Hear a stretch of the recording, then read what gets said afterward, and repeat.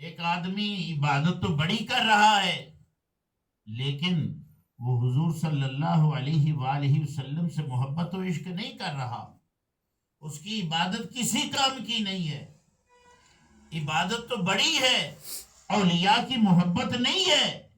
عبادت تو بڑی ہے، صحابہ کرام کی محبت نہیں ہے۔ عبادت تو بہت کر رہا ہے، اولیاء کی تعظیم نہیں ہے۔ عبادت تو بہت کر رہا ہے، اہل بیت اطہار کی تعظیم و ادب نہیں ہے۔ عبادت تو بڑی کر رہا ہے لیکن حضور کی آل سے محبت نہیں ہے، ان کا ادب و احترام نہیں ہے۔ عبادت تو بڑی ہے، علماء کرام کی تعظیم نہیں کرتا، گستاخیاں کرتا ہے، ان کو برا جانتا ہے۔ فرمایا یہ ہدایت والا آدمی نہیں ہے۔ تو پتہ چلا کہ عبادت کے ساتھ ساتھ ہدایت کا ہونا بھی ضروری ہے۔ ابلیس بھٹک گیا، گمراہ ہو گیا۔ برسیسا بہت بڑا عابد تھا، بلم باورا، ان کے بھی واقعات انشاءاللہ وقت کے مطابق بیان کیے جائیں گے۔ بڑے بڑے یہ عابدین ہوئے ہیں لیکن اللہ تعالیٰ کی طرف سے جب ان کو ہدایت نہ مل سکی، ان کی عبادت ان کے چہرے پہ دے ماری گئی، گمراہ ہو گئے، بھٹک گئے۔ اس لیے کہا ہے بندہ مومن تو عابد تو بن گیا، عبادت تو کر رہا ہے، کہیں ایسا نہ ہو کہ تو بھٹک بھی جائے۔ لوگ ابھی عبادت تک ہی دیکھ کر کے کہتے ہیں جی بڑا عبادت کر رہا ہے، تہجد قضائی کبھی نہیں کی، چاش تو اشراق کبھی چھوڑی ہی نہیں۔ اللہ اکبر۔ اور ابابین یہ تو مسجد سے نکلتا ہی نہیں ہے۔ تو پتہ چلا کہ عبادت دیکھ کر کے بھی اس پر پورا مطمئن نہ ہو جائیں، اطمینان نہ کر لیں۔ عبادت کے ساتھ ساتھ ہدایت بھی ضروری، کیا اس کو ہدایت بھی ہے کہ نہیں ہے؟ اور ہدایت کس چیز کی ہونا ضروری ہے وہ آگے چل کے انشاءاللہ بیان ہوگا۔ تو فرمایا اہدنا الصراط المستقیم، اے اللہ ہمیں سیدھے راستے پہ چلا، سیدھے راستے کی استقامت دے، ہدایت دے۔ اب ہدایت کی مفسرین نے دو قسمیں بیان فرمائی ہیں۔ فرمایا کہ سب سے پہلے تو ہدایت کی دو قسمیں ہیں۔ ایک ہدایت کی قسم ہے کہ آپ ہدایت مانگ رہے ہیں اللہ تعالیٰ سے سیدھے راستے کی، تو اب اس کی دو قسمیں ہیں، اور وہ دو قسمیں کون سی ہیں؟ ایک ہے سیدھا راستہ دکھا دینا، سیدھا راستہ دکھا دینا، اور دوسری قسم ہے راستہ دکھا بھی دیا اور منزل پر پہنچا بھی دیا۔ ٹھیک ہے، ایک ہے سیدھا راستہ دیکھا، یہ ہے جی سیدھا راستہ۔ بھئی آخر جو راستہ جا رہا ہے کسی منزل پہ پہنچتا ہے نا۔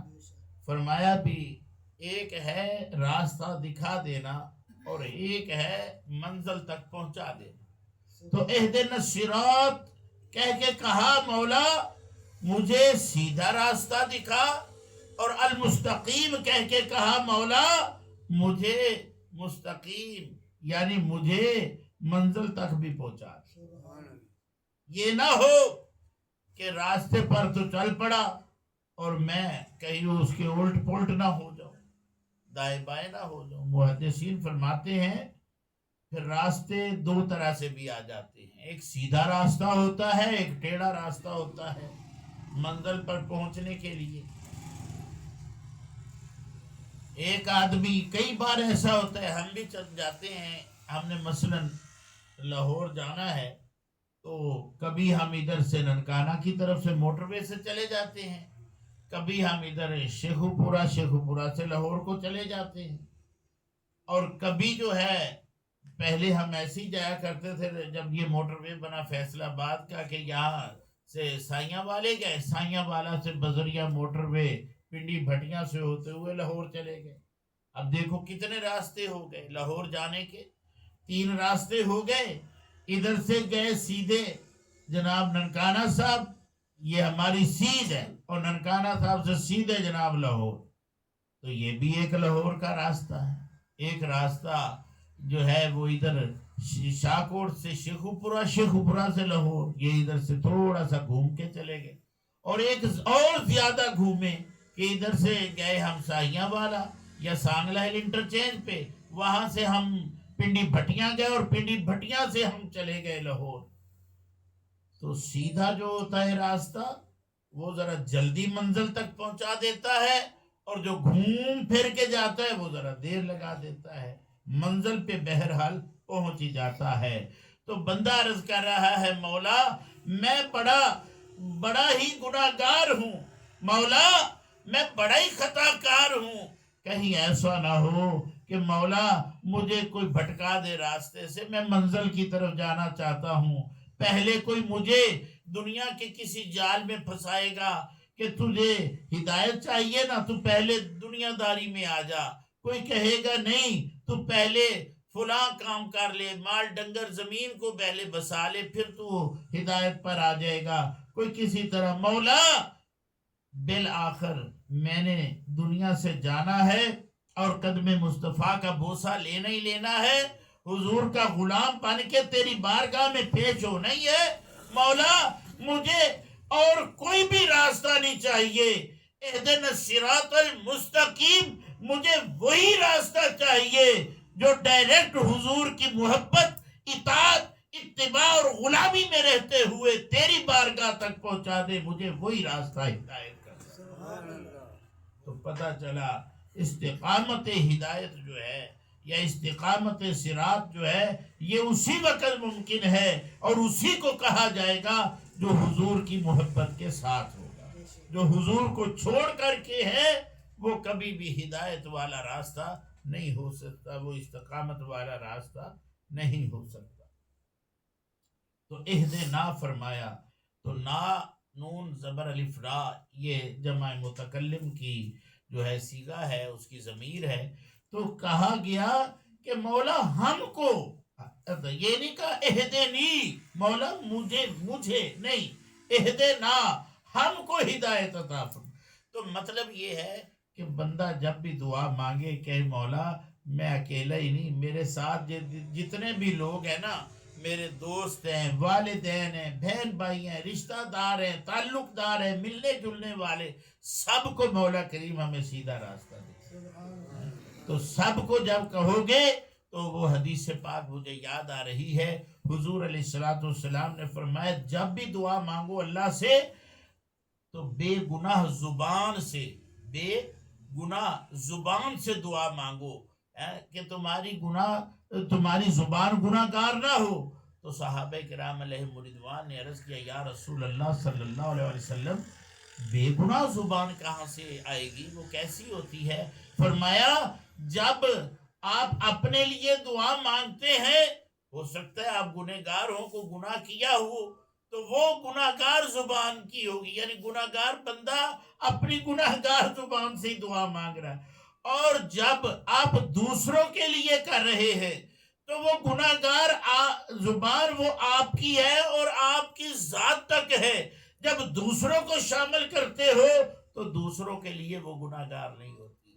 یعنی کہ جب بھی دعا مانگو اپنے لیے جو مانگ رہے ہو اس سے پہلے اپنے دوستوں کے لیے مانگو, اپنے رشتہ داروں کے لیے مانگو, اپنے بہن بھائیوں کے لیے مانگو, اپنے ملنے جلنے والوں کے لیے مانگو, امت مسلمہ کو شامل کر لو, نیت میں رکھ لو کہ مولا جو میں تجھے مانگ رہا ہوں میرے علاوہ جتنے بھی یہ دعا چاہتے ہیں تیری بارگاہ میں مولا سب کو میں شامل کر کے دعا مانگ رہا ہوں. تو فرمایا یہ ایسے ہی ہوگا کہ جیسے تم بے گناہ زبان سے دعا مانگ رہے, یعنی دوسروں کے لیے جو دعا مانگتا ہے اس کو کتنا بڑا اجر مل رہا ہے, کتنا بڑا ثواب مل رہا ہے, کتنا بڑا اسے اجر حاصل ہو رہا ہے کہ وہ خود اپنی زبان کو ہی پاک کر جاتا ہے. تو یہ دوسروں کے لیے یہ کرنا کتنا پیارا ہے. تو پیارے دوستو بزرگوں, ہدایت جب کہا ہدایت کہ اہدنا، مولا ہمیں ہدایت عطا فرما، تو مفسرین فرماتے ہیں اب ایک ہے ہدایت جو بندے کو کفر سے ایمان کی طرف لے آتی ہے، یعنی جب بندہ کافر ہے وہ یہ دعا مانگے کہ مولا ہمیں سیدھے راستے کی ہدایت دے، مطلب یہ ہے کہ وہ کفر سے ایمان کی طرف آنا چاہتا ہے اور ایمان کی طرف رغبت کی دعا مانگ رہا ہے۔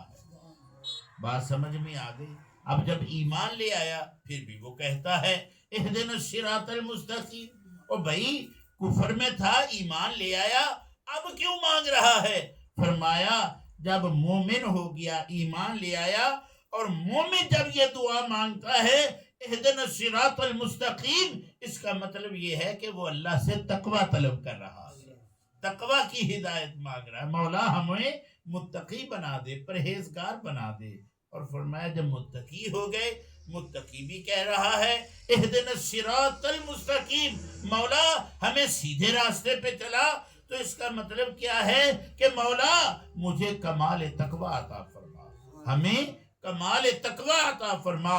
اور کہا جو کمال تقوی والا ہے وہ جب یہ دعا مانگتا ہے کہ مولا مجھے سیدھے راستے پہ چلا، اس کا مطلب یہ ہے کہ وہ کہتا ہے مولا مجھے اپنے مقبول بندوں میں شامل فرما دے، اور جب وہ مقبول بندہ بن جاتا ہے اور تب کہتا ہے اہدنا الصراط المستقیم، تو اس کا مطلب یہ ہے کہ وہ یہ ہدایت مانگ رہا ہے کہ مولا مجھے اپنا قرب عطا فرما دے، قرب الہی کی دعا مانگ رہا ہے، تو قرب الہی کی ہدایت مانگ رہا ہے۔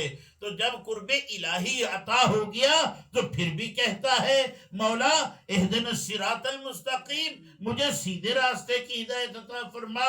تو فرمایا اس کا مطلب یہ ہے کہ جب مقربین جو ہے وہ سیدھے راستے کی دعا کرتے ہیں تو وہ اللہ تعالیٰ سے کمال قرب مانگ رہے ہوتے ہیں، اے اللہ ہمیں یہ وہ قرب عطا فرما دے کہ جس طرح تیرے محبوب تیرے قریب ہو گئے اسی طرح ہمیں اپنے محبوب کے قریب کر دے۔ تو اللہ تعالیٰ پھر ان کو یہ ہدایت عطا فرماتے ہیں، یعنی مومن نہیں ہے، کفر میں ہے تو ایمان عطا ہو گیا، جب مومن ہو گیا تو پھر دعا مانگی تو متقی ہو گیا، جب متقی ہو گیا تو دعا مانگی کمال تقوی مل گیا، جب کمال تقوی مل گیا پھر دعا مانگی تو اللہ تعالیٰ نے اسے مقرب بنا لیا، جب مقرب ہو گیا تو دوستو قرب الہی کی دعا آ گئی، جب قرب الہی مانگا، قرب الہی والا مانگتا ہے تو اللہ تعالیٰ اسے مقربین میں شامل کر کے پھر کمال قرب عطا کر دیتا ہے۔ اور کمال قرب یہ ہے کہ جس طرح رسول اللہ اللہ کے قرب میں آ گئے تو بندہ مومن یہ ہے رسول اللہ کے قرب میں آ گیا، تو گویا کہ وہ کمال قرب میں آ گیا۔ تو اللہ تعالیٰ سے دعا ہے اللہ تعالیٰ مجھے اور آپ کو اپنے محبوب کریم صلی اللہ علیہ وآلہ وسلم کی قرب اور محبت عطا فرمائے۔ اور آخری بات اہدنا الصراط المستقیم کی کہ سیدھا راستہ جو ہے جب اللہ تعالیٰ سے وہ مانگا تو اللہ تعالیٰ کا بارگاہ میں وہ کون سا سیدھا راستہ مانگ رہا ہے؟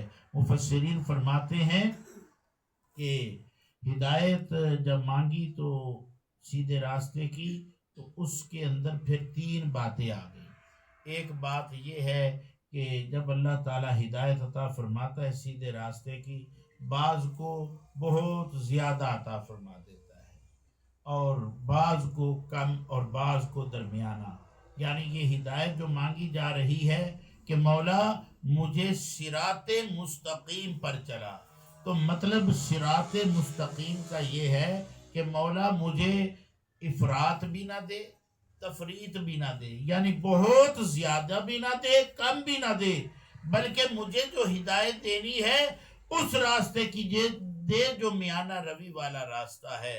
محدثین فرماتے ہیں کہ اس سے مراد یہ ہے کہ بندہ یہ مانگ رہا ہے مولا تو مجھے ایسی ہدایت عطا فرما جو تیری بارگاہ میں سے ہو اور وہ ایسی ہو کہ میں اس پہ عمل پیرا ہو جاؤں۔ یعنی اللہ تعالیٰ نے پہلے ہدایت دی پہلے انبیاء کی امتوں کو، تو کسی کو روزے بہت زیادہ دے دیے، کسی کو اپنا کوئی زیادہ مشقت میں ڈال دیا، کسی کو زکوٰۃ کے حوالے سے بہت زیادہ سنگین مسائل کا سامنا کرنا پڑ گیا، تو آسانی والا راستہ عطا فرما۔ صراط مستقیم سے مراد ہے آسانی والی راہ، یعنی اے اللہ تعالیٰ مجھے ایسے راستے کی ہدایت دے دے کہ جس میں تنگی بھی نہ ہو، سختی بھی نہ ہو، معتدل ہو، درمیانہ روی ہو، کہ میں آسانی کے ساتھ نماز پنجگانہ بھی پڑھ لوں، وضو بھی کر لوں۔ مولا اگر میں نماز پنجگانہ پڑھنے کے لیے وضو نہیں کر سکتا تو مولا پھر تو تیمم عطا فرما دے۔ تو پہلے کسی امت کو یہ تیمم کی دولت حاصل نہیں تھی کہ وہ مٹی سے اپنے اعضاء کو وہ پاک کر لیتے تھے۔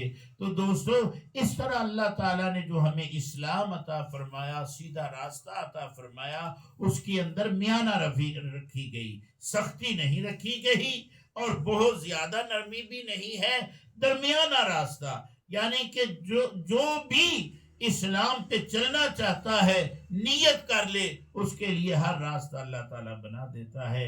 وآخر دعوانا الحمدللہ۔